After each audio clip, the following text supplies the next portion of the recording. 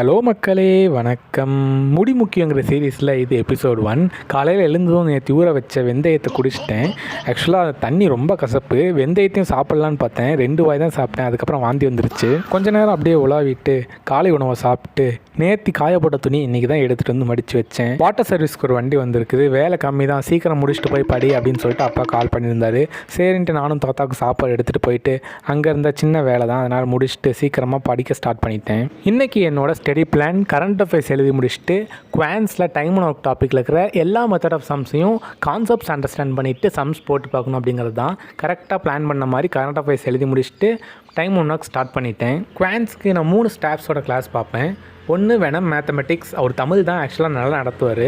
2வது வேலுமணி சார், அவர் தமிழ் தான், அபித் சார் கிளாஸ்லேருந்து நடத்துவார், அவரும் சூப்பராக நடத்துவார்.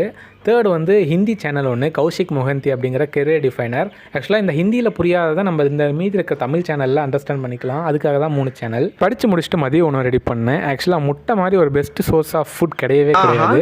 எல்லா ஃபார்ம் ஆஃப் ப்ராப்ளம்ஸ்க்கும் ஒரு முட்டை ஒரு best solution, including hair problems. So 3 முட்டை வித் தயிரை சாப்பிட்டு வாட்டர் சர்வீஸ்க்கு ஒரு 2 மணிக்காக கிளம்பிட்டேன். போனதும் ஒர்க் இருந்துச்சு, அந்த ஒர்க்கை முடிச்சுட்டு படிக்க ஸ்டார்ட் பண்ணிட்டேன். அகெயின் வெனம் சாரோட அந்த டைம் அண்ட் ஒர்க் கான்செப்ட்ஸ் தான் பார்த்துட்டு இருந்தேன். ஒரு 3 ஹார் வீடியோ, இப்போ தான் 2 ஹார் முடிச்சிருக்கேன். படிச்சுட்டே இருக்கப்போ ஃபோனு லேப்டாப் 2மே செத்து போயிடுச்சு. அதுக்கு சார்ஜை போட்டுவிட்டு ரொம்ப முடி அதிகமாக இருந்தால் தான் முடி கொட்டும், அதனால் போய் ஒரு கட்டிங்கை போட்டு வந்துடுவோன்னு கட்டிங்கை போட்டாச்சு. குளிச்சுட்டு வந்துட்டு தாத்தாக்கும் அப்பாவுக்கும் தோசையை ஊற்றிட்டு நானும் சாப்பிட்டு இன்றைக்கான நாளை முடிச்சாச்சு.